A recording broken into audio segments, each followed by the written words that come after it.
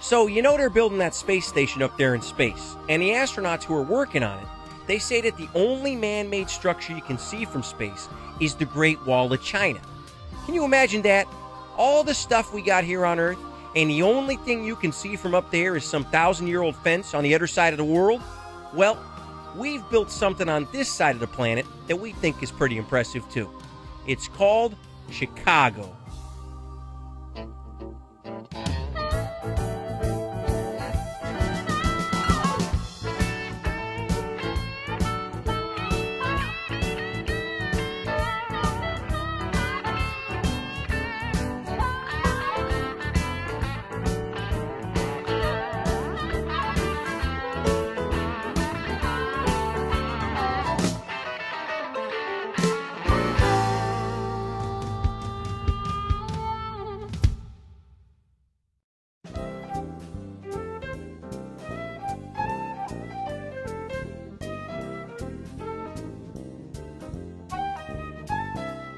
Chicago is famous for many things, but first among them has got to be the visually striking way the city is put together.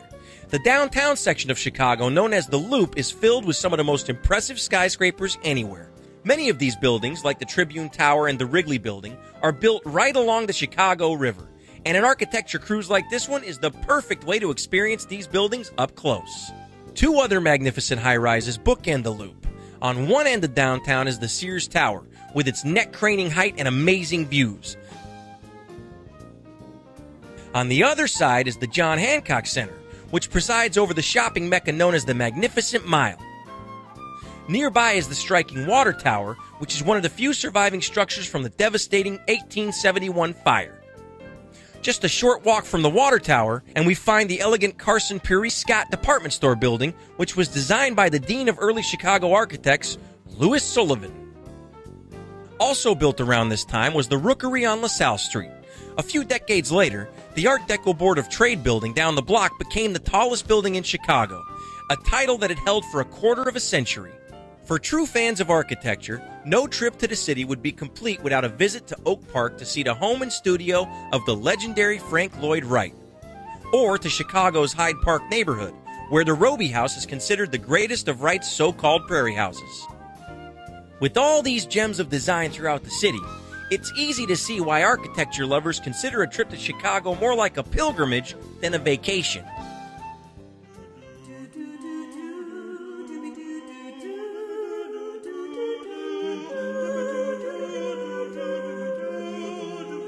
For museum goers, the city of Chicago is definitely a target-rich environment.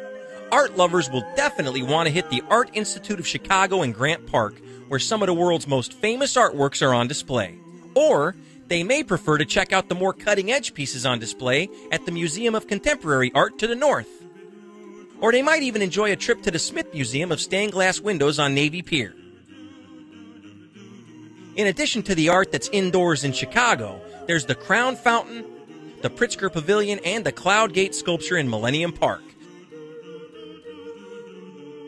Plus, the untitled Picasso work in Daley Plaza. History buffs, on the other hand, will love the newly redone Chicago History Museum in Lincoln Park or Jane Addams Hull House Museum on the campus of the University of Illinois. In addition to the Art Institute, Grant Park has three other marquee attractions in what is called the Museum Campus. The Field Museum, the Adler Planetarium, and the Shedd Aquarium each have so much to offer visitors that you could spend the whole day museum hopping and never have to leave the park. And finally, down in Hyde Park, there's the Museum of Science and Industry, which consistently ranks as one of the city's most popular museums. It's all part of the cultural life here in one of the country's truly great cities.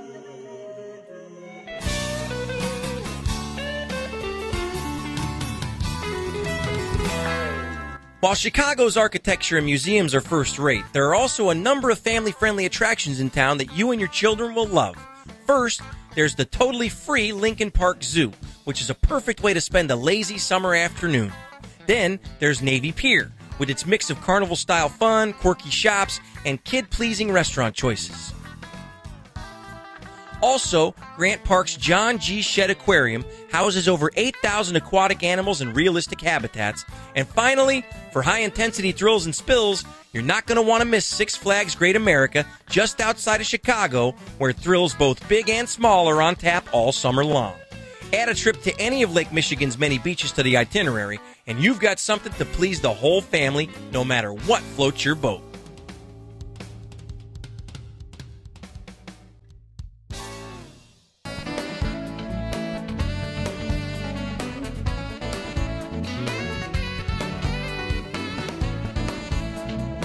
Ever since the day Marshall Field opened up his department store at the corner of State and Wabash, Chicago has been a priority destination for the region's most devoted shoppers.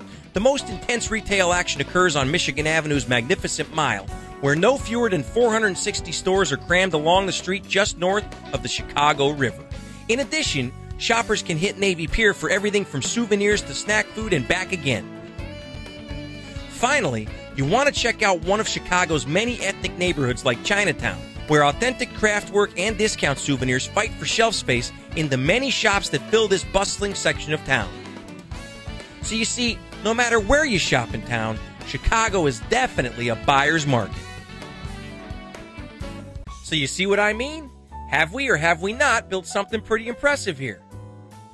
For more trip planning information, log on to our website or access the bonus features of this DVD. Enjoy your visit to Chicago.